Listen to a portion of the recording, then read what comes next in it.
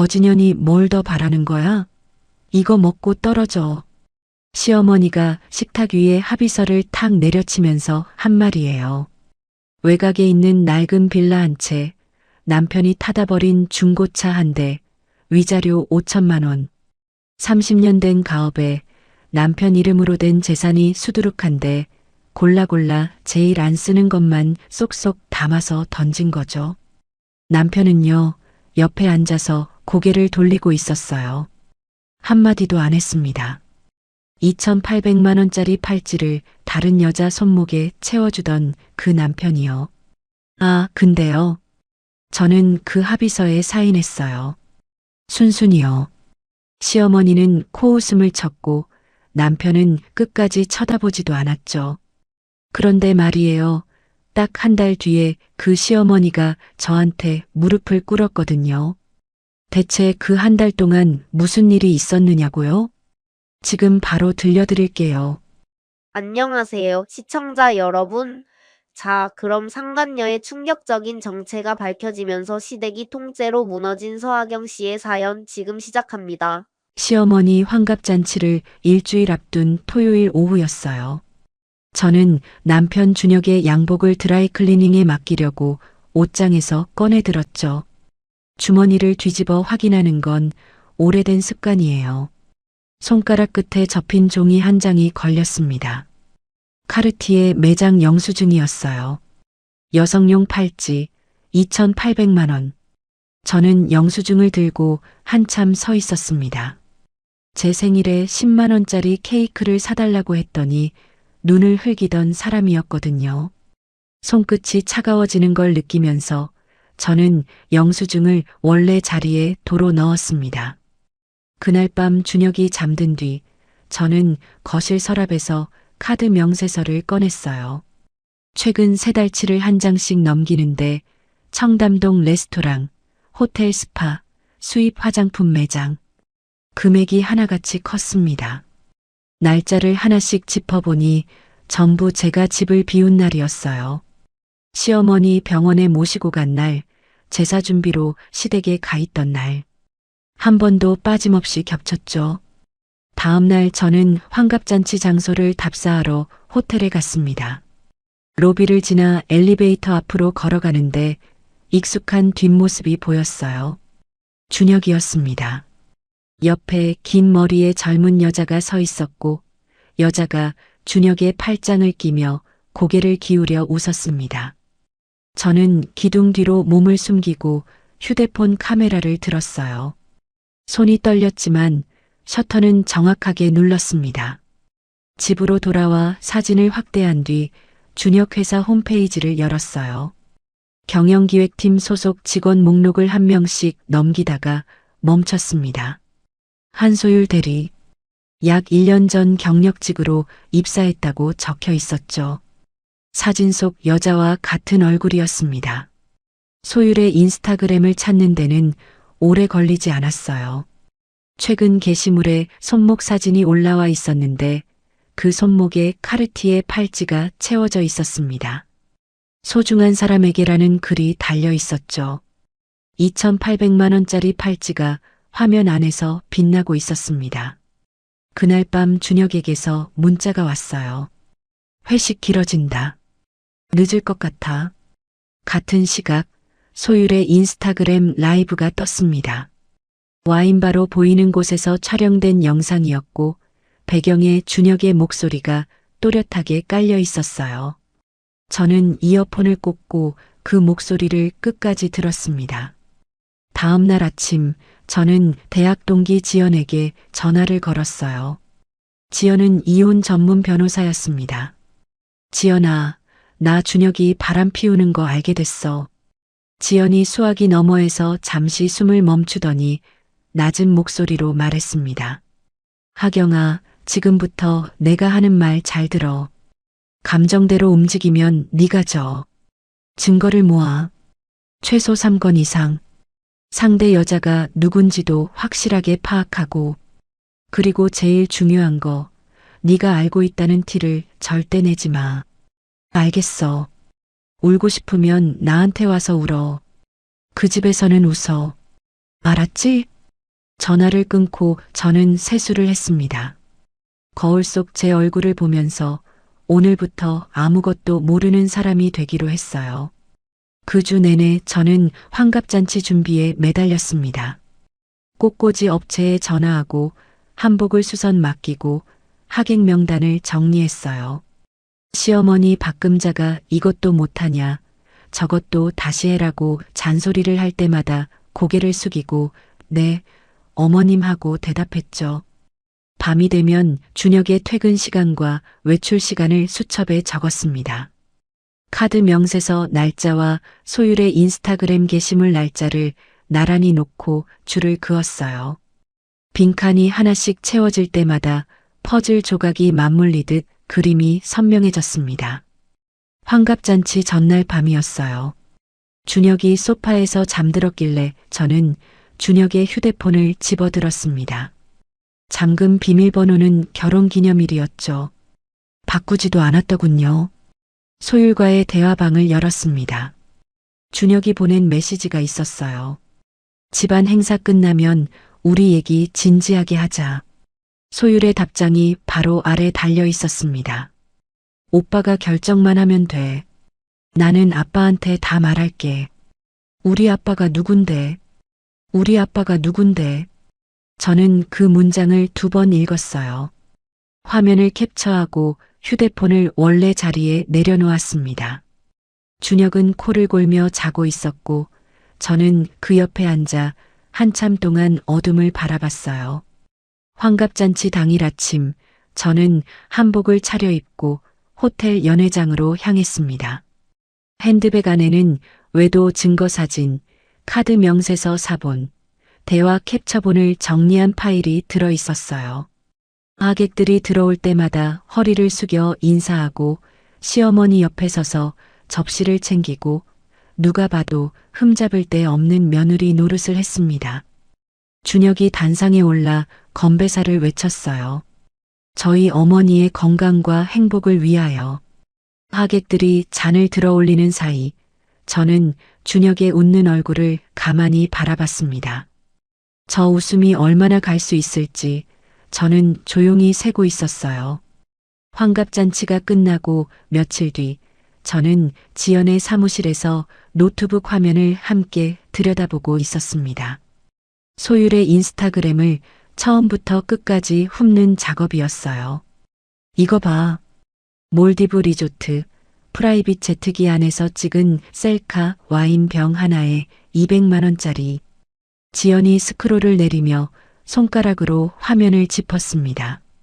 경영기획팀 대리 월급으로 이런 생활이 돼? 저는 고개를 저었어요. 지연이 입술을 깨물며 태그된 계정들을 하나씩 눌러 들어갔습니다. 한참을 뒤지더니 지연의 손이 멈췄어요. 하경아, 이것 좀 봐. 화면에 단체 사진 한 장이 떠 있었습니다. 한성그룹 창립 35주년 기념 만찬이라는 배너가 뒤에 걸려 있었고 한정우 회장 바로 옆에 서 있는 여자가 소율이었어요.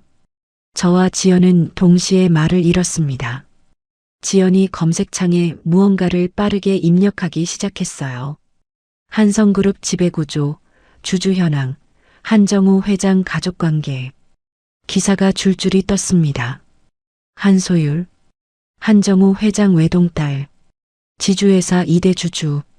아버지 뜻과 달리 경영 수업을 거부하고 외부 회사에 취직해서 독립적으로 생활 중.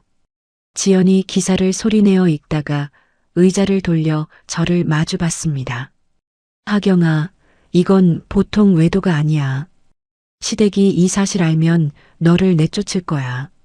빌라 한 채 쥐어주면서 나가라고 할 수도 있어. 내쫓는다고? 생각해봐. 시어머니 성격에 재벌가 며느리 자리가 눈앞에 있는데 너를 가만히 두겠어?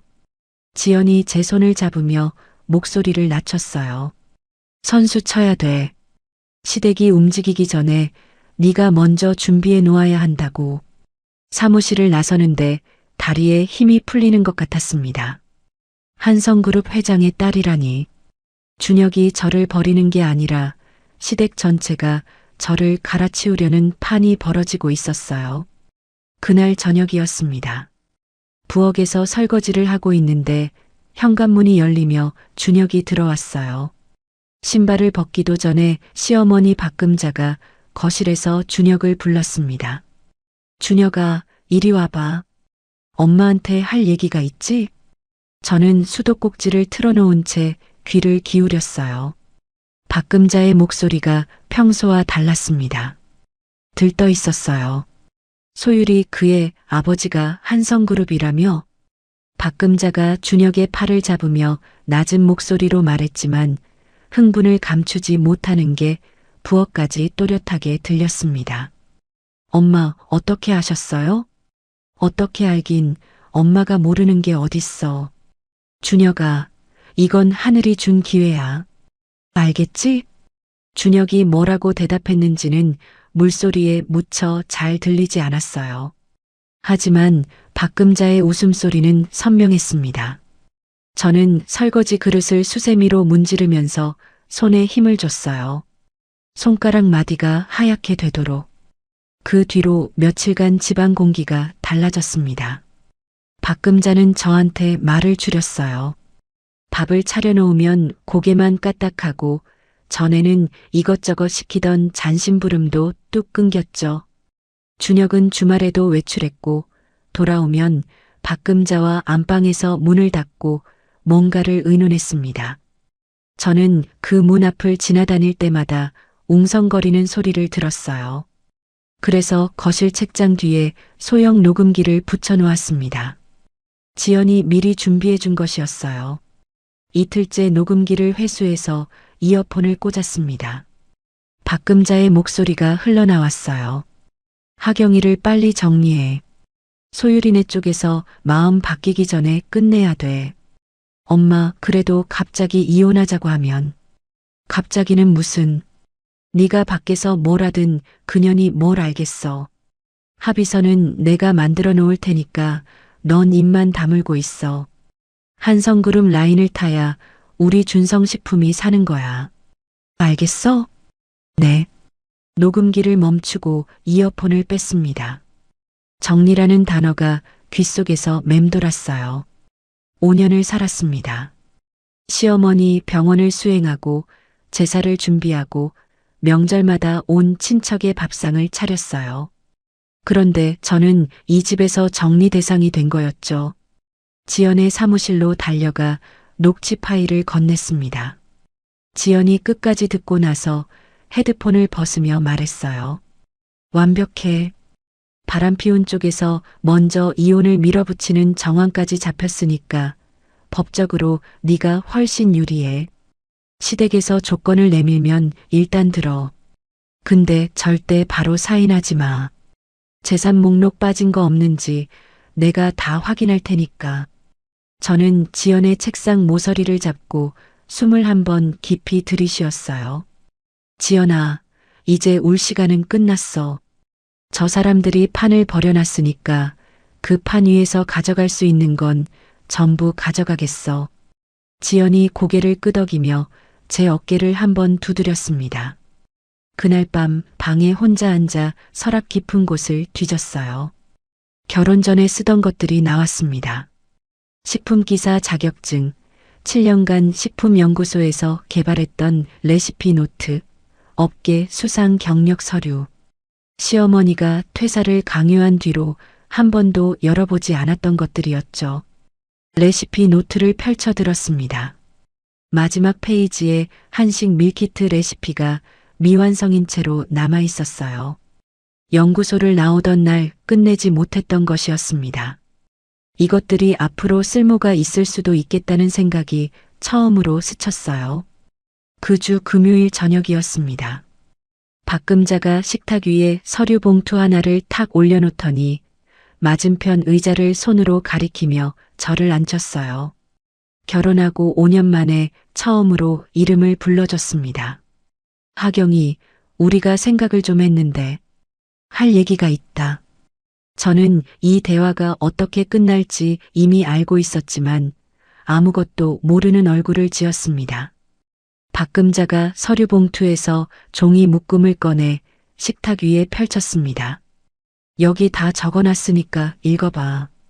시댁에서 안 쓰는 빌라 한 채, 차 한 대, 위자료 좀. 이 정도면 혼자 살기엔 넘치지. 저는 합의서를 집어들고 한 줄씩 읽었어요. 빌라는 시댁이 월세를 놓던 외곽 지역의 낡은 건물이었고, 차는 준혁이 타다가 새 차로 바꾸면서 세워둔 중고 승용차였습니다. 위자료는 5천만 원. 준성식품 자산 규모를 생각하면 남은 것 중에서 가장 가치 낮은 것들만 골라 담은 거였죠. 합의서를 다 읽고 식탁 위에 내려놓았습니다. 아무 말도 하지 않았어요. 박금자가 팔짱을 끼며 저를 내려다봤습니다. 왜, 뭐가 불만이야? 저는 여전히 입을 열지 않았어요. 박금자의 눈꼬리가 올라갔습니다. 거지년이 뭘 더 바라는 거야? 이거 먹고 떨어져. 네가 뭔데 한성그룹 며느리감 앞에서 자리를 차지하고 앉아 있어? 무릎 위에 놓인 휴대폰의 녹음 버튼이 작동하고 있는 걸 손끝으로 확인했습니다. 박금자가 의자를 당겨 앉으며 목소리를 더 높였어요. 부모도 없는 것이 시집와서 밥이나 얻어먹고 살았으면 됐지. 이만하면 감사한 줄 알아야지. 나 같으면 이것도 안 줘. 준혁은 식탁 끝에 앉아 고개를 숙이고 있었습니다. 한마디도 하지 않았어요. 박금자의 말이 끝날 때까지 저를 한 번도 쳐다보지 않았습니다. 저는 합의서 위에 손을 올려놓고 천천히 눈을 깜빡였어요. 그리고 일부러 목소리를 떨리게 만들었습니다. 어머님, 3일만 생각할 시간을 주세요. 눈가에 힘을 줘서 눈물이 고이게 했어요. 박금자가 코방귀를 뀌며 손을 내저었습니다. 3일이면 됐다. 3일 뒤에 도장 찍어. 저는 고개를 숙인 채 방으로 들어갔습니다. 문을 닫고 등을 기대는 순간 표정이 바뀌었어요. 지연과 미리 짜놓은 대로였습니다.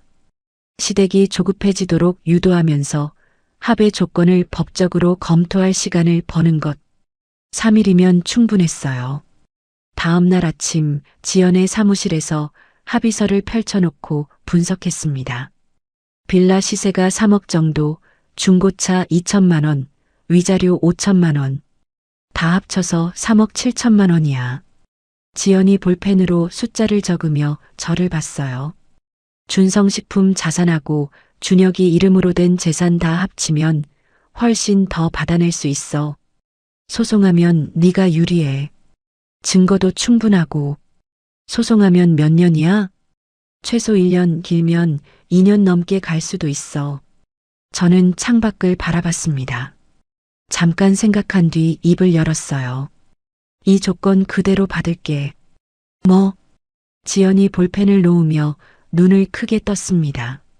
하경아, 더 받을 수 있는데 왜 그래? 네가 당한 걸 생각하면. 지연아, 저 사람들이랑 1년이고 2년이고 엮여있기 싫어. 빨리 나와서 내 힘으로 시작하는 게 나한테 이득이야. 지연이 한참 저를 바라보다가 한숨을 내쉬며 고개를 끄덕였어요. 알았어. 내 뜻 존중할게. 대신 녹취 파일이랑 외도 증거는 절대 넘기지 마. 나중에 시댁이 합의서 무효라고 소송 걸면 그때 방어할 무기가 돼. 알겠어. 원본이랑 사본 따로 보관해. 내 사무실 금고에도 한 벌 넣어둘게. 사무실을 나서면서 지연이 제 팔을 잡았습니다. 하경아, 3일 뒤에 사인하고 나오면 진짜 혼자야. 괜찮겠어? 저는 지연의 손을 가만히 잡았어요. 혼자인 건 그 집에 있을 때도 마찬가지였어. 약속한 3일째 저녁이 왔습니다. 식탁에 박금자와 준혁이 나란히 앉아 있었고 합의서와 도장이 놓여 있었어요. 저는 맞은편에 앉아서 펜을 들었습니다. 서명란에 이름을 적고 도장을 찍는 동안 박금자가 의자 등받이에 기대며 크게 한숨을 내쉬었어요. 안도하는 한숨이었습니다. 역시 똑똑한 애야. 이게 너한테도 좋은 거야. 준혁은 끝까지 한마디도 하지 않았어요. 고개를 돌려 창밖을 보고 있었습니다. 사과 한마디 없었죠. 5년을 함께 살았는데 마지막에 돌아온 건 고개를 돌린 옆모습뿐이었어요. 저는 자리에서 일어나 방으로 갔습니다. 일주일 전부터 조금씩 싸둔 캐리어가 침대 옆에 서 있었어요. 개인 서류, 식품 기사 자격증, 레시피 노트, 옷 몇 벌. 5년 동안 이 집에서 쌓아온 살림살이 중 단 하나도 넣지 않았습니다. 캐리어 손잡이를 잡고 현관으로 향했어요. 박금자가 거실 소파에서 저를 바라보며 말했습니다. 짐은 그것뿐이야? 살림은 안 가져가고? 저는 현관문 앞에서 멈췄습니다. 돌아보지 않았어요. 필요 없습니다. 전부 새로 시작할 거니까요. 박금자가 코웃음을 쳤습니다. 준혁은 여전히 아무 소리도 내지 않았어요. 저는 현관문을 열고 캐리어를 끌며 밖으로 나왔습니다. 문이 닫히는 소리가 등 뒤에서 울렸어요. 그날 밤 지연의 집 게스트룸에 짐을 풀었습니다. 캐리어 하나가 전부인 방이 텅 비어 보였어요. 지연이 문을 열고 들어와 침대 끝에 앉더니 조용히 말했습니다. 울어도 돼. 저는 캐리어에서 레시피 노트를 꺼냈어요. 펼쳐서 한식 밀키트 레시피가 적힌 페이지를 찾았습니다. 연구소에서 마지막으로 개발하다 만 그 페이지였죠. 볼펜을 꺼내 빈칸에 밑줄을 긋기 시작했어요. 지연이 저를 가만히 바라봤습니다. 하경아, 지금 뭐 하는 거야? 빌라명에 이전되는데 2주 걸린다고 했지? 그 2주 동안 가만히 앉아 있을 순 없잖아. 저는 레시피 노트 위에 볼펜을 굴리며 고개를 들지 않았어요. 이거 끝내야 돼. 결혼하기 전에 못 끝낸 거. 빌라명의 이전이 완료되기까지 2주가 걸렸습니다. 그 2주 동안 저는 지연의 게스트룸에서 매일 아침 6시에 일어나 레시피 노트를 펼쳤어요. 연구소에서 개발하다 만 한식 밀키트 3종, 소고기 장조림, 된장찌개, 닭볶음탕. 맛의 균형을 잡기 위해 양념 배합 비율을 수십 번 고치고 또 고쳤습니다. 명예 이전이 끝나자마자 빌라를 전세로 내놓았어요. 세입자를 구하는데 열흘이 걸렸지만 보증금 2억 5천만 원이 통장에 찍혔을 때 저는 숫자를 3번이나 다시 확인했습니다. 제 이름으로 된 통장에 이렇게 큰 금액이 들어온 건 처음이었거든요. 세입자를 구하는 그 열흘 동안에도 손을 놓고 있지는 않았어요. 관할 구청에 가서 식품제조가공업 영업신고 서류를 접수하고 위생교육을 이수했습니다. 교육장에서 혼자 앉아 필기하는데 연구소 시절이 떠올랐어요. 그때는 회사가 시키는 일을 했지만 이번에는 제가 만들고 싶은 걸 만드는 거였죠. 이혼하고 약 1달 반이 지났을 때 영업신고가 승인됐습니다. 저는 성수동에 있는 공유 주방을 임대했어요. 식품 제조업 신고가 가능한 시설이었는데 좁았습니다. 조리대 하나, 포장대 하나, 냉장고 2대가 전부였죠. 하지만 충분했어요. 그 안에서 1인 밀키트 브랜드 하경의 부엌을 정식으로 시작했습니다. 첫 제품은 레시피 노트에 있던 3종이었어요. 소고기 장조림은 간장 양념의 단짠 비율을 7번 만에 잡았고 된장찌개는 직접 띄운 된장에 들깨가루를 넣어 깊은 맛을 살렸습니다. 닭볶음탕은 매운맛과 단맛의 경계를 찾느라 가장 오래 걸렸어요. 지연에게 시식을 시킨 날 지연이 된장찌개 한 숟갈을 떠서 입에 넣더니 숟가락을 내려놓고 저를 봤습니다. 이걸 왜 5년이나 묵혀뒀어? 묵혀둔 게 아니라 못 꺼낸 거지. 맛이 미쳤어. 진짜로. 지연이 닭볶음탕까지 다 비우고 빈 그릇을 밀어내며 말했어요. 하경아, 이건 되겠다. 온라인 스마트 스토어를 열고 판매를 시작한 첫 주, 주문은 하루에 10건도 안 됐어요. 저는 새벽 4시에 공유 주방에 출근해서 재료를 손질하고 조리하고 포장했습니다. 택배 박스에 밀키트를 넣고 뚜껑을 닫기 전에 손글씨 감사 카드를 한 장씩 써서 넣었어요. 하경의 부엌을 찾아주셔서 감사합니다. 맛있게 드셨으면 좋겠습니다. 한 글자 한 글자 정성껏 눌러 썼죠. 하루 10건이면 10장의 카드를 썼고 그게 5건으로 줄어든 날에도 5장을 빠짐없이 넣었습니다. 같은 시기 시댁에서는 박금자가 바쁘게 움직이고 있었어요. 지연이 시댁 근처에 사는 지인을 통해 소식을 전해줬습니다. 박금자 여사가 준혁이랑 한소율 상견례를 준비하고 있대. 한정우 회장한테 직접 연락했다는데. 회장이 받았어? 비서실에서 일정이 어렵습니다만 반복하고 있대. 저는 코끝으로 웃음이 새어나왔어요. 시어머님이 그 말을 어떻게 해석하고 있는지 뻔해. 맞아. 재벌가 격식이라고 생각하고 오히려 더 크게 상견례를 준비하고 있다더라. 저는 고개를 저으며 포장대 앞으로 돌아갔습니다. 시댁 일은 더 이상 제 일이 아니었으니까요. 판매를 시작한 지 한 달째 되던 날이었어요. 스마트 스토어 알림이 쉴 새 없이 울리기 시작했습니다. 한 육아 블로거가 된장찌개 밀키트를 리뷰한 글이 맘카페 여러 곳에 퍼진 거였어요. 시판 밀키트 중에서 역대급이라는 문장이 댓글마다 인용되고 있었습니다. 하루 주문량이 10배 넘게 뛰었어요. 공유 주방에서 혼자 감당할 수 있는 양이 아니었습니다. 새벽부터 밤까지 조리대 앞에 서도 주문을 따라잡지 못했어요. 이틀째 밀린 주문을 보면서 결심했습니다. 남은 자금으로 성수동에 독립 작업장을 임대했어요.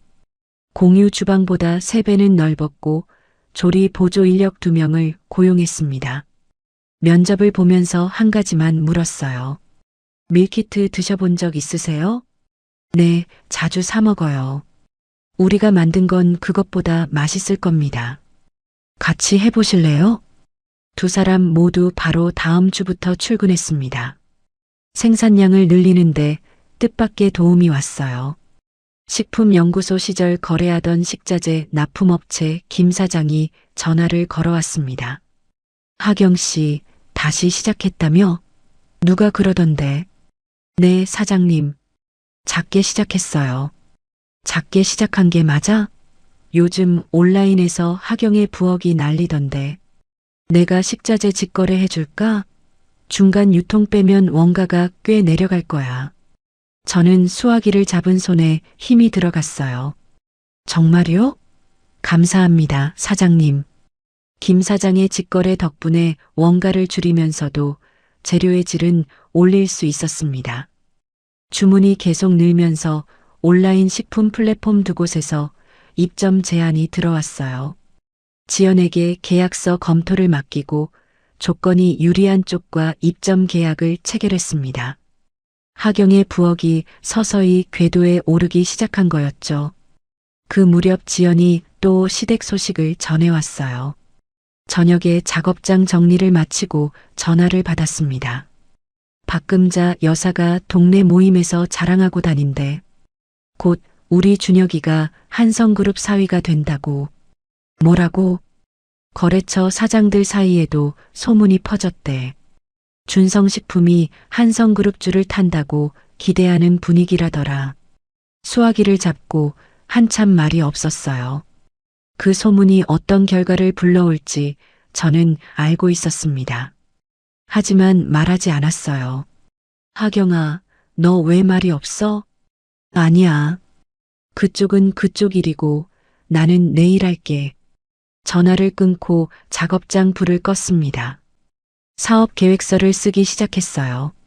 하경의 부엌을 대형 유통망에 넣기 위한 다음 단계를 준비해야 했거든요. 노트북 앞에 앉아 숫자를 정리하고 있는데 휴대폰에 뉴스 알림이 떴습니다. 한성그룹 한정우 회장, 그룹 경영 쇄신 선언, 부실거래처 전면 정리 착수. 저는 화면을 한번 읽고 노트북으로 시선을 돌렸습니다. 사업 계획서의 다음 항목을 채워야 했으니까요. 뉴스가 나온 지 며칠 뒤 지연에게서 전화가 왔습니다. 작업장에서 포장 작업을 하던 중이라 한쪽 귀에 휴대폰을 끼우고 받았어요. 하경아, 나 좀 중요한 얘기 있어. 손 멈추고 들어. 지연의 목소리가 평소와 달라서 포장 테이프를 내려놓았습니다. 한성그룹이 전 거래처 대상으로 실사에 들어갔대. 근데 이게 단순한 경영 쇄신이 아니야. 무슨 뜻이야? 한정우 회장이 딸하고 준혁 사이를 알게 된 거야. 회장 측근이 소율 인스타그램 동선하고 준혁의 이혼 기록을 보고서로 올렸대. 거기에 뭐라고 적혀 있었는지 알아? 저는 창밖을 바라보며 숨을 참았어요. 최준혁은 결혼한 상태에서 바람을 피운 남자고 그 상대가 회장님 따님이라고. 회장이 어떻게 했어? 경로했대. 소율을 바로 불러서 면전에서 다 쏟아냈다더라. 저는 의자에 등을 기대며 눈을 감았습니다. 회장의 성격이라면 당연한 수순이었죠. 지연이 말을 이었어요. 회장이 소율한테 뭐라고 했는지 정확하게 전해 들었어. 남의 가정을 부순 남자한테 딸을 주느니 내 눈에 흙이 들어가는 게 낫다. 그리고 바로 지시를 내렸대. 최준혁 쪽 일가랑 관련된 접촉을 전부 끊으라고. 전화를 끊고 포장대 앞에 다시 앉았습니다. 손이 멈추지 않게 테이프를 잡고 박스를 봉했어요. 시댁에서 무슨 일이 벌어지든 제가 할 일은 여기 있었으니까요. 하지만 소식은 계속 들려왔습니다. 그 주 안에 준성식품으로 계약 해지 통보가 날아왔다는 거였어요. 한성그룹 계열 유통사와의 거래가 전체 매출의 40%를 차지하고 있었는데 그게 한 번에 끊긴 겁니다. 지연이 이틀 뒤에 다시 전화를 걸어왔어요. 박금자 여사가 한성그룹 구매팀에 전화를 돌리고 있대. 근데 아무도 안 받는데. 준혁은? 같이 매달리고 있다더라. 둘이서 하루에 20통씩 전화하는데 담당자가 한 명도 안 나온대. 저는 입술을 꾹 다물었어요. 40%가 날아간 회사가 어떻게 되는지 식품업계에서 7년을 일한 저는 너무 잘 알고 있었습니다. 문제는 거기서 끝이 아니었어요. 박금자가 동네방네 한성 사돈이라고 떠벌린 소문이 한성그룹 귀에까지 들어간 거였습니다. 한성 측에서 이걸 거짓말 퍼뜨리기로 판단한 거죠. 준성식품뿐 아니라 연결된 하청업체까지 거래가 끊기기 시작했어요. 그동안 준성식품에 물건을 대고 돈을 못 받았던 식자재 공급업체들이 줄줄이 밀린 돈을 받으러 찾아왔다는 소식도 들렸습니다. 지연이 시댁 근처에 사는 지인에게서 들은 이야기를 전해줬어요. 동네 모임에서 난리가 났대. 박금자 여사가 한성그룹 사돈이라고 자랑했던 그 모임 있잖아. 거기서 이웃들이 대놓고 수군거렸대. 뭐라고? 한성그룹에서 거래 끊겼다며 사돈이라더니 무슨 사돈이야. 이런 소리. 단골 미용실 원장이 사모님 요즘 힘드시죠 하면서 동정하는 눈으로 쳐다봤는데 박금자 여사가 한마디도 못하고 나왔대. 저는 아무 말도 하지 않았어요. 동정이 나지는 않았지만 통쾌하지도 않았습니다. 그냥 멀리서 벌어지는 남의 일처럼 느껴졌어요. 준혁 쪽 소식은 더 처참했습니다. 준혁이 소율에게 매일 전화를 걸었대요. 아버지를 설득해달라고 한마디만 해달라고 매달렸다는 거죠. 하지만 소율은 이미 한성그룹 해외 계열사로 발령이 나 있었습니다. 아버지의 지시였어요. 소율이 출국 전에 준혁과 마지막 통화를 했다는 얘기를 지연이 전해줬습니다. 소율이 뭐라고 했는지 알아? 오빠 때문에 내 인생이 엉망이 됐어. 다시는 전화하지 마. 그러고 끊었대. 저는 레시피 노트를 넘기던 손을 멈추지 않았어요. 자기가 유부남인 줄 알면서 만나놓고 끝까지 남 탓이네. 둘 다 똑같은 거지. 지연이 쓴웃음을 지었습니다. 소율에게 버림받은 뒤 준혁이 완전히 무너졌다는 소식이 왔어요. 술에 취해 새벽에 들어와서 박금자한테 소리를 질렀대요.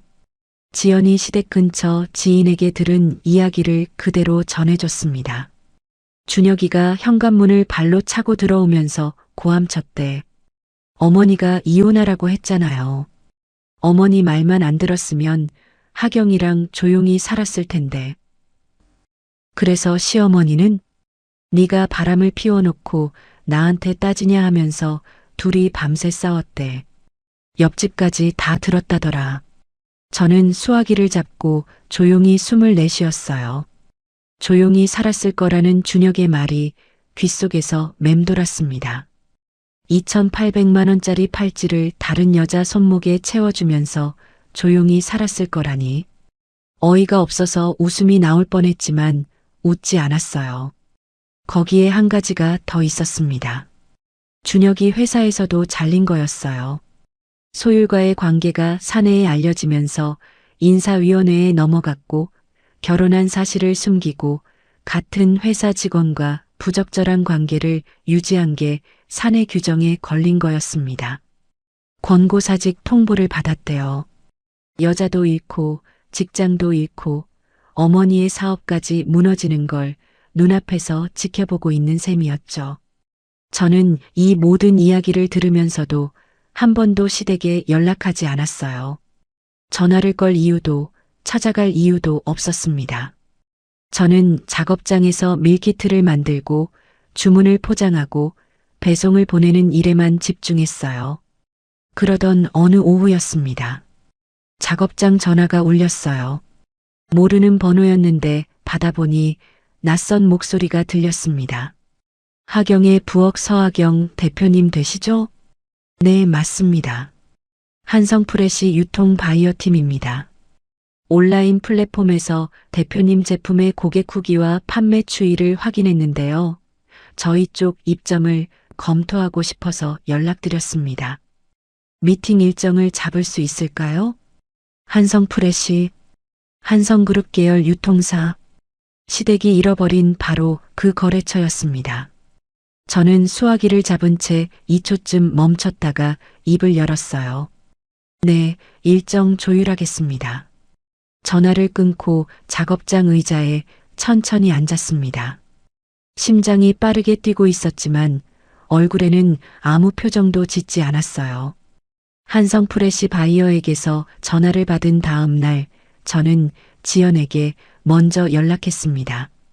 지연아, 나 한성프레시에서 미팅 제안이 왔어. 뭐? 한성프레시? 시댁이 잃어버린 바로 그 거래처야. 혹시 한성 쪽에서 내가 누군지 알고 접근하는 건 아닌지 확인해 줄 수 있어? 지연이 잠깐 침묵했다가 단호하게 말했어요. 알았어.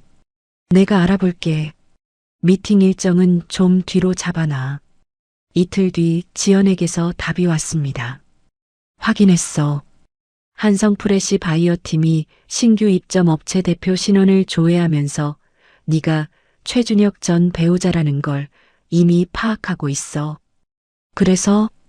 근데 제품 품질 평가 결과가 너무 좋아서 내부 보고를 올린 상태래. 하경아, 이건 동정이 아니야. 내 밀키트 맛을 보고 비즈니스로 판단한 거야. 당당하게 나가. 전화를 끊고 저는 작업장에서 샘플 밀키트 3종을 준비하기 시작했어요. 소고기 장조림, 된장찌개, 닭볶음탕, 양념 배합을 한 번 더 확인하고 포장을 새로 했습니다. 샘플 하나하나에 손글씨 라벨을 붙이면서 손끝에 힘을 줬어요. 미팅 전날 밤 작업장에서 샘플 최종 포장을 하고 있었습니다. 건물 1층에서 전화가 올라왔어요. 대표님, 최준혁이라는 분이 찾아오셨는데요. 손이 멈췄습니다.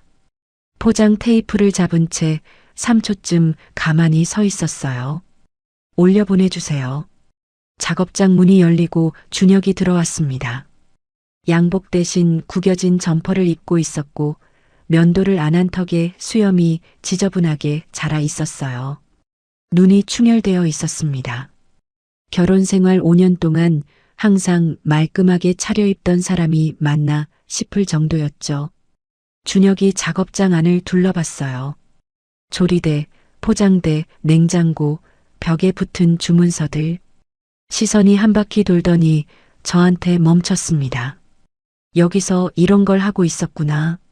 저는 포장 테이프를 내려놓고 팔짱을 꼈어요. 할 말 있으면 해. 준혁이 작업대 앞 의자에 털썩 앉았습니다. 어깨가 축 처져 있었어요. 한성그룹이 거래를 끊었어. 매출이 반토막 났고 밀린 외상 대금 받으러 사람들이 매일 찾아와. 어머니가 집까지 담보로 잡아서 돌려막고 있는데 그것도 한계야. 준혁이 무릎 위에 올려놓은 주먹을 꽉 쥐었어요. 나도 회사에서 잘렸어. 어디 넣어도 안 받아줘.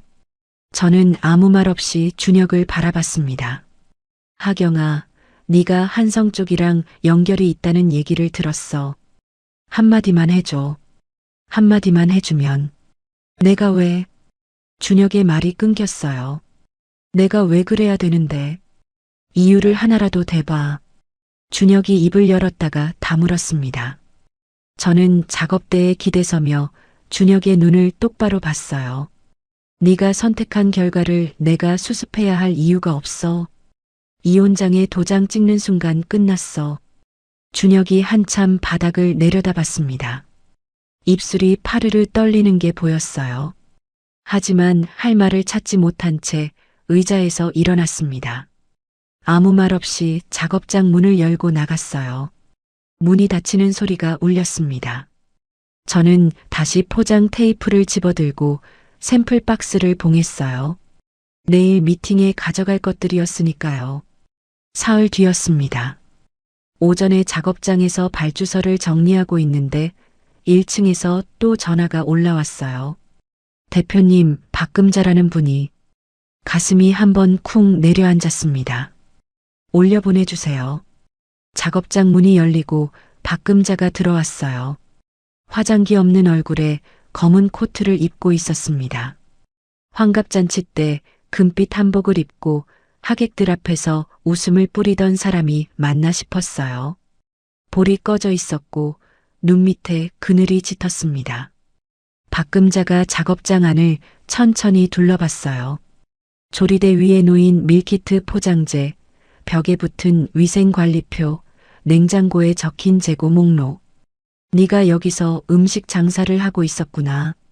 저는 발주서를 내려놓고 박금자를 마주봤습니다. 박금자가 한 걸음 다가오더니 저를 올려다봤어요. 하경이, 내가 잘못했다. 부탁이 하나 있다. 작업장 안이 조용해졌습니다. 직원 2명이 눈치를 보며 포장대 뒤로 물러났어요. 박금자의 목소리가 갈라지기 시작했습니다. 준성식품이 이대로 가면 2-3달 안에 문을 닫아. 30년이야. 시아버지가 살아계실 때부터 일군 걸 내가 이어받아서 30년을 했는데 그게 사라지게 생겼어. 박금자가 제 앞에서 무릎을 꿇었습니다. 검은 코트 자락이 바닥에 펼쳐졌어요. 네가 한성 쪽이랑 거래한다는 거 알고 있어. 제발 중간에서 다리를 놔줄 수 없겠니? 이 늙은 것이 이렇게까지 하잖아. 저는 박금자를 내려다봤습니다. 3개월 전 식탁에서 합의서를 내밀며 거진년이 뭘 더 바라는 거야 하던 얼굴이 겹쳐 보였어요. 지금 제 앞에 무릎을 꿇고 있는 사람과 같은 사람이라는 게 믿기지 않았습니다. 저는 허리를 숙여 박금자의 팔을 잡고 일으켜 세웠어요. 그리고 한 발짝 물러서서 입을 열었습니다. 어머님, 그때 저한테 뭐라고 하셨는지 기억하세요? 박금자가 고개를 들어 저를 봤어요. 거지년이라고 하셨죠. 이거 먹고 떨어지라고 하셨죠. 부모도 없는 것이 밥이나 얻어먹고 살았으면 됐지. 그러셨죠. 박금자의 입술이 파르르 떨렸습니다. 그 거지년이 지금 어머님 앞에 서 있어요. 근데 무릎 꿇고 있는 건 저가 아니라 어머님이시네요. 박금자의 눈에서 눈물이 떨어졌어요. 저는 목소리를 한 톤 낮추며 말을 이었습니다. 하지만 저는 어머님처럼 사람을 짓밟는 식으로 되갚지 않겠습니다. 도울 수 없는 건 제가 냉정해서가 아니라 이건 제 영역 밖이기 때문이에요. 일어나셔서 돌아가세요. 박금자가 소매로 눈물을 닦으며 뒤돌아섰습니다. 작업장 문을 열고 나가는 등이 한없이 작아 보였어요. 문이 닫히고 나서야 제 손이 떨리고 있다는 걸 알았습니다. 주먹을 꽉 쥐었다가 천천히 폈어요. 지연에게 전화를 걸었습니다. 지연아, 시어머니가 다녀갔어. 무릎까지 꿇었어. 지연이 수화기 너머에서 한참 말이 없다가 낮은 목소리로 말했어요. 잘했어. 그리고 혹시 시댁이 합의서 무효라고 소송 걸 수도 있으니까 원본 서류랑 녹취 파일 사본을 한 벌 더 백업해 둘게. 알았어. 내일 미팅이지? 집중해. 전화를 끊고 작업대 위에 놓인 샘플 박스를 바라봤습니다. 내일 한성 프레시 미팅에 가져갈 3종 밀키트가 가지런히 줄 서 있었어요. 저는 앞치마를 고쳐 메고 조리대 앞으로 돌아갔습니다. 한성 프레시 본사 회의실 문을 열고 들어가면서 샘플 박스를 양손으로 단단히 잡았습니다. 긴 테이블 한쪽에 바이어 3명이 앉아 있었고 가운데 앉은 수석 바이어가 자리에서 일어나 저를 맞았어요. 서하경 대표님 반갑습니다. 온라인에서 고객 반응을 계속 추적하고 있었습니다. 감사합니다. 직접 드셔보시면 왜 그런 반응이 나오는지 아실 거예요. 저는 샘플 박스를 열고 밀키트 3종을 테이블 위에 꺼내 놓았습니다. 회의실 한쪽에 준비된 간이 조리대에서 된장찌개를 먼저 데웠어요. 국물이 끓기 시작하자 회의실 안에 된장 냄새가 퍼졌습니다. 수석 바이어가 숟가락을 들어 국물을 한 입 떠서 입에 넣었어요. 씹지도 않았는데 표정이 바뀌었습니다. 눈이 살짝 커지더니 옆에 앉은 바이어를 돌아봤어요. 이거 직접 담근 된장이에요? 네. 기본 재료를 바꾸면 맛이 달라지거든요. 시판 된장으로는 이 깊은 맛이 안 나와요. 바이어 3명이 차례로 된장찌개, 소고기 장조림, 닭볶음탕을 시식했습니다. 장조림을 먹던 바이어 1명이 젓가락을 내려놓으며 수석 바이어에게 고개를 끄덕였어요. 수석 바이어가 서류를 꺼내며 말했습니다. 솔직히 말씀드리면 이 가격대에 이 맛을 내는 밀키트는 저희가 유통하는 제품 중에 없습니다. 뭔가 구조가 보통이 아닌데 입점 조건을 지금 바로 협의해도 될까요? 저는 고개를 끄덕이며 준비해온 사업 계획서를 테이블 위에 펼쳤어요. 숫자 하나하나를 짚어가며 생산 단가, 납품 가격, 물류 체계를 설명했습니다. 연구소에서 7년간 식품을 다뤘던 경험이 입에서 자연스럽게 흘러나왔어요. 미팅은 1시간 반 만에 끝났습니다. 수석 바이어가 자리에서 일어나며 악수를 건넸어요. 내부 검토 거치고 빠른 시일 안에 연락드리겠습니다. 기대하셔도 좋습니다. 한성 프레시 로비로 나오면서 숨을 한 번 크게 내쉬었어요. 건물 밖으로 나와 햇빛을 봤는데 다리에서 긴장이 풀리는 게 느껴졌습니다. 미팅 내내 떨리지 않으려고 얼마나 힘을 줬는지 그제야 알았어요. 차에 타서 지연에게 전화를 걸었습니다. 지연아, 미팅 끝났어. 반응이 좋았어. 내부 검토 후에 연락 준다고 했어. 진짜? 수석 바이어가 직접 그렇게 말했어? 응. 기대하셔도 좋다고까지 했어. 하경아, 잘했어. 이제 연락 올 때까지 기다리면서 작업장 물량에 집중해. 전화를 끊고 작업장으로 돌아갔습니다. 밀린 주문 포장을 처리하면서 한성 프레시 쪽 소식을 기다렸어요. 3일이 지났습니다.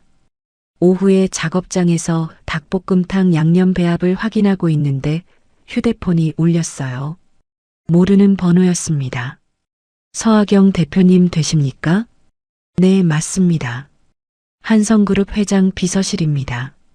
한정호 회장님께서 서아경 대표님과 직접 면담을 희망하고 계십니다. 이번 주 안에 일정을 잡을 수 있으시겠습니까? 양념통을 잡고 있던 손이 멈췄어요. 한성프레시 바이어가 아니라 한성그룹 회장이 직접 저를 만나겠다는 거였습니다. 확인하고 연락드리겠습니다. 전화를 끊고 바로 지연에게 전화했어요. 지연아, 한정호 회장이 나한테 면담을 요청했어. 뭐라고? 지연의 목소리가 한 옥타브 올라갔습니다. 한성프레시 바이어 팀에서 내 신원을 보고한 게 회장 귀까지 올라간 거야. 바이어 미팅 결과가 좋았으니까 보고서에 내 이름이 올라갔을 거고 회장이 그걸 보고 직접 만나겠다고 한 거지. 어떻게 나가야 돼? 아마 딸 일에 대한 사과가 먼저 나오고 사업 제안이 따라올 거야. 사과는 담담하게 받아. 사업 얘기가 나오면 절대 들뜨지 말고 검토하겠다고만 해. 알았지? 저는 면담 일정을 사흘 뒤로 잡았습니다. 그 사이에도 작업장 일은 멈추지 않았어요. 낮에는 주문 물량을 처리하고 밤에는 면담에 가져갈 사업 계획서를 다듬었습니다. 면담 당일 아침 한성그룹 본사 건물 앞에 섰어요. 유리벽에 비친 제 모습을 한번 훑어봤습니다. 깔끔한 재킷에 단정한 머리, 손에는 사업 계획서가 든 서류 가방. 3개월 전 캐리어 하나 끌고 시댁 현관문을 나서던 사람과 같은 사람이 맞았어요. 달라진 건 눈빛이었습니다. 비서의 안내를 받아 회장 집무실에 들어갔어요. 넓은 방 한가운데 긴 테이블이 놓여 있었고 맞은편에 한정우 회장이 앉아 있었습니다. 백발이 섞인 머리에 짙은 남색 양복을 입고 있었는데 얼굴에 위험이 있으면서도 눈가에 피로가 묻어 있었어요. 회장이 자리에서 일어나 손으로 맞은편 의자를 가리켰습니다. 서 대표 앉으시오. 저는 인사를 하고 의자에 앉았어요. 회장이 찻잔을 밀어주며 입을 열었습니다. 오늘은 사업 이야기 전에 먼저 할 말이 있소. 찻잔을 받아들고 회장의 얼굴을 바라봤습니다. 내 딸이 서 대표 가정에 씻을 수 없는 잘못을 저질렀소. 사업가가 아니라 한 사람의 아버지로서 사과하오. 한정우 회장이 허리를 숙여 고개를 내렸어요. 한성그룹 회장이 저한테 고개를 숙이고 있었습니다. 잠시 숨을 고르고 입을 열었어요. 회장님의 사과를 받겠습니다. 하지만 저는 이미 그 일을 지나왔고 오늘 이 자리에 피해자로 앉은 게 아니라 제 밀키트를 들고 온 사업자로 앉아 있습니다. 회장이 고개를 들어 저를 봤어요.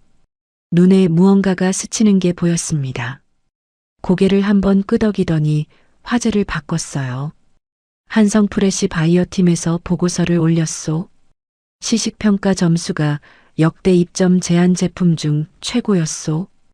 회장이 테이블 위에 서류 한 장을 밀어놓으며 말을 이었습니다. 한성프레시가 내년 전략으로 고급 간편식 라인을 대폭 키울 계획이요. 서 대표 제품을 단순히 매장에 넣는 게 아니라 전 매장에서 메인으로 밀어주는 방식을 제안하고 싶소. 전국 한성프레시 매장 200곳 넘는 곳에 동시 입점. 지금 제 작업장 규모로는 감당할 수 없는 물량이었어요. 심장이 빠르게 뛰었지만 들뜨지 않았습니다. 지연이 당부한 말이 귓속에서 울렸거든요. 감사합니다, 회장님. 일주일 안에 생산 가능 여부를 검토한 보고서를 보내드리겠습니다. 꼼꼼한 사람이구려. 회장이 고개를 끄덕이며 자리에서 일어났어요. 저도 따라 일어나 인사를 했습니다. 집무실 문을 나서려는데 회장이 등 뒤에서 말했어요. 서 대표, 어떤 상황에서도 자기 일을 묵묵히 한 사람이 결국 이기는 법이요. 고개를 돌려 감사 인사를 건넸습니다. 건물을 나오는 순간 입꼬리가 올라가는 걸 비로소 허락했어요. 차에 타자마자 지연에게 전화를 걸었습니다. 지연아, 끝났어. 한정우 회장이 사과하고 전 매장 입점을 제안했어. 수화기 너머에서 한참 아무 소리가 안 들렸어요. 지연아? 지연의 목소리가 떨리고 있었습니다. 하경아, 이혼하고 현관문 나서던 네가 한정우 회장이랑 차를 마시고 왔다니. 코끝이 찡했지만 저는 웃으며 대답했어요. 아직 안 끝났어. 이제 시작이야. 지연이 코를 훌쩍이는 소리가 들렸습니다. 잠깐 뒤 목소리를 가다듬고 말했어요. 그리고 하나 더 알려줄 게 있어. 준성식품이 사실상 부도 상태에 들어갔대. 채권 쪽이랑 조정이 안 돼서 박금자 여사 개인 재산인 시댁집까지 담보로 잡혀 있는데 경매 넘어갈 수도 있다더라. 준혁은 재취업이 계속 안 돼서 둘이 시댁집에서 나갈 곳도 없는 상황이래. 저는 창밖으로 지나가는 거리를 바라봤습니다. 한참 말이 없다가 입을 열었어요. 그쪽은 그쪽이고 나는 생산 설비 확충 계획부터 잡아야 돼. 일주일 안에 보고서 내야 하거든. 알았어. 계약서 검토는 내가 맡을게. 전화를 끊고 차 시동을 걸었습니다. 작업장으로 향하는 길, 신호등에 걸려 멈출 때마다 레시피 노트의 페이지들이 머릿속에 떠올랐어요. 아직 세상에 내놓지 않은 메뉴가 20가지는 더 남아 있었습니다. 한성프레시 전략적 제휴계약이 정식으로 체결된 날, 저는 지연의 사무실에서 계약서에 도장을 찍었습니다. 지연이 계약서 사본을 정리하며 고개를 끄덕였어요. 이제 진짜 시작이다. 생산 설비부터 잡아야지. 그날부터 일주일 동안 잠을 줄였습니다. 생산 설비 확충 계획서를 작성하고 한성 측에 제출했어요. 작업장을 2배 규모로 넓히기 위해 바로 옆 공간을 추가로 임대했고 조리와 포장 인력을 새로 뽑았습니다. 면접을 볼 때마다 같은 질문을 했어요. 우리 밀키트 드셔보셨어요? 10명 중 6명이 먹어봤다고 대답했습니다.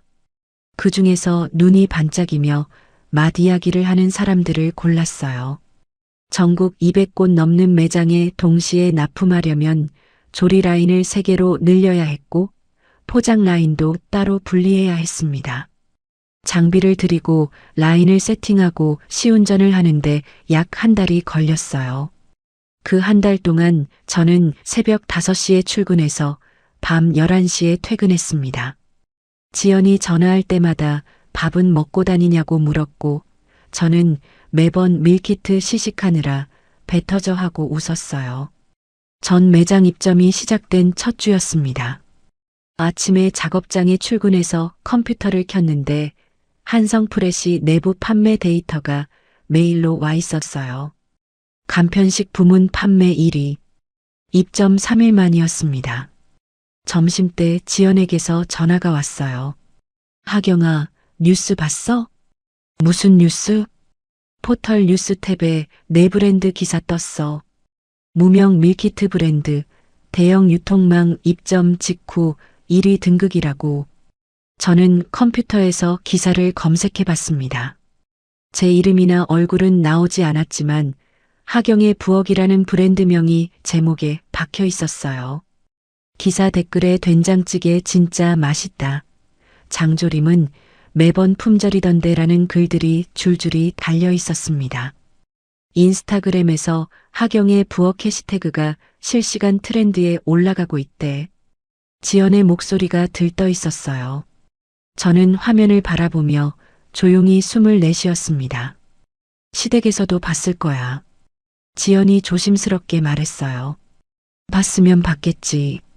저는 매일 창을 닫고 작업장으로 내려갔습니다. 오후 납품 물량을 확인해야 했거든요. 그 주 토요일 오후 지연과 카페에서 커피를 마시고 있었어요. 창가 자리에 앉아 지연이 계약서 관련 서류를 정리하는 걸 옆에서 보고 있었는데 카페 입구 쪽에서 익숙한 걸음걸이가 보였습니다. 준혁이었어요. 문을 열고 들어오다가 저와 눈이 마주쳤습니다. 한 발짝 멈칫하더니 망설이는 듯 서 있다가 저희 테이블로 걸어왔어요. 지연이 고개를 들어 준혁을 봤습니다. 눈빛이 차가워졌지만 아무 말도 하지 않았어요. 준혁이 빈 의자를 당겨 앉았습니다. 지난번 작업장에 왔을 때보다 얼굴이 더 말라 있었어요. 광대뼈가 도드라져 보였고 손등에 핏줄이 울퉁불퉁 서 있었습니다. 준혁이 테이블 위에 깍지를 끼고 저를 바라봤어요. 하경아, 마지막으로 한 가지만 묻겠다. 저는 커피잔을 내려놓고 준혁을 봤습니다. 그때 왜 그렇게 순순히 사인한 거야? 왜 싸우지 않은 거야? 지연이 옆에서 서류를 내려놓으며 준혁을 노려봤어요. 제가 손으로 지연을 가볍게 제지했습니다. 커피잔 위로 김이 피어오르고 있었어요. 저는 그 김을 바라보다가 천천히 입을 열었습니다. 싸울 가치가 없었으니까. 준혁의 눈이 흔들렸어요. 네가 나를 버린 게 아니야. 내가 너희를 놓아준 거야. 준혁이 입술을 꽉 다물었습니다. 저는 커피잔을 들어 한 모금 마시고 잔을 내려놓았어요. 그리고 결과가 증명하잖아. 시어머니가 나한테 빌라 한 채, 중고차 한 대 던지면서 거지년 이거 먹고 떨어지라고 했지. 그게 내 인생에서 가장 좋은 거래가 됐어. 준혁이 아무 말도 하지 못했어요. 깍지를 낀 손에 힘이 들어가서 손가락 마디가 하얗게 변하는 게 보였습니다. 한참을 그렇게 앉아 있다가 준혁이 천천히 자리에서 일어났어요. 잘 지내라. 그 한마디를 남기고 테이블을 돌아 카페 문을 열고 나갔습니다. 유리문 너머로 준혁의 뒷모습이 보였어요. 어깨가 축 처진 채 인도를 걸어가는 모습을 저는 시선을 거두지 않고 끝까지 지켜봤습니다. 준혁의 등이 모퉁이를 돌아 사라질 때까지요. 괜찮아? 지연이 조용히 물었어요. 저는 커피를 한 모금 더 마시며 대답했습니다. 괜찮아. 저 사람은 이제 내 이야기 속 사람이 아니야. 입 밖으로 나온 그 말이 위로가 아니라 사실이라는 걸 느꼈어요. 가슴 어디에도 아프거나 시린 곳이 없었습니다. 지연이 제 얼굴을 한참 들여다보더니 고개를 끄덕였어요. 진짜 괜찮은 거 맞네. 당연하지. 다음 주 월요일 이른 아침 확장된 작업장에 출근했습니다. 문을 열자 직원들이 이미 와서 조리 준비를 하고 있었어요. 한성프레시 2차 물량 납품이 이번 주 안에 나가야 했거든요. 앞치마를 두르고 조리대 앞에 섰습니다. 세 개의 조리 라인에서 동시에 불이 올라왔어요. 혼자서 공유 주방에서 하루 10건을 포장하던 게 불과 몇 달 전이었는데 지금 이 작업장에서는 하루에 수천 건을 처리하고 있었습니다. 오전 10시에 한성프레시 측에서 메일이 왔어요. 다음 분기 신메뉴 공동 개발 제안이었습니다. 메일을 읽으면서 레시피 노트의 나머지 페이지들이 떠올랐어요. 아직 세상에 내놓지 않은 메뉴가 20가지는 더 있었습니다. 입꼬리가 저도 모르게 올라갔어요. 포장대 옆 벽에 액자 하나가 걸려 있었습니다. 브랜드를 처음 시작한 날 지연이 선물한 하경의 부엌 첫 번째 로고 시안이었어요. 지연이 디자이너 친구에게 부탁해서 만들어준 거였는데 손글씨체로 하경의 부엌이라고 적혀 있었죠. 그 액자를 바라보다가 시댁 현관문을 나서던 날이 떠올랐습니다. 박금자가 등 뒤에서 물었죠. 짐은 그것뿐이냐고. 저는 돌아보지 않고 대답했었어요. 필요 없습니다. 전부 새로 시작할 거니까요. 그 약속을 지켰습니다. 저는 앞치마 끈을 다시 한번 조여매고 조리대 위의 재료들을 살폈어요. 오늘 만들어야 할 된장찌개가 2,000개. 칼을 들고 두부를 썰기 시작했습니다. 여러분, 오늘 이야기 참 기가 막히고 어이없었죠? 거지년이라고 모욕하며 합의서를 내밀던 시어머니, 고개 한번 돌려주지 않던 남편, 그 사이에서 캐리어 하나 들고 현관문을 나섰던 서하경 씨. 그런데 어떻게 됐나요? 재벌 딸을 며느리로 들이겠다며 동네방네 자랑하고 다녔던 시어머니는 거래처를 몽땅 잃고 30년 가업이 무너졌고요. 바람피운 남편은 여자한테도 버림받고 직장에서도 잘리고 결국 아무것도 남지 않았습니다. 그리고 그 시어머니가 화장기 없는 얼굴로 찾아와서 무릎을 꿇었죠. 그거 지년 앞에서요. 하경 씨는 복수하겠다고 나선 적이 한 번도 없었어요. 그냥 자기 일을 했을 뿐입니다. 묵묵히 꾸준히 혼자 힘으로요. 그런데 그게 가장 무서운 복수가 됐죠. 나쁜 사람은 결국 자기가 뿌린 대로 거두게 되어 있고 진짜 실력 있는 사람은 어디서든 다시 일어서게 되어 있다는 걸 오늘 이 사연이 보여주지 않았나 싶습니다. 혹시 하경 씨에게 해주고 싶은 말이 있으시다면 댓글로 남겨주세요. 따뜻한 한마디가 큰 힘이 됩니다. 오늘 영상이 마음에 드셨다면 구독과 좋아요, 알림 설정 부탁드릴게요. 그럼 다음 사연에서 또 뵙겠습니다. 감사합니다.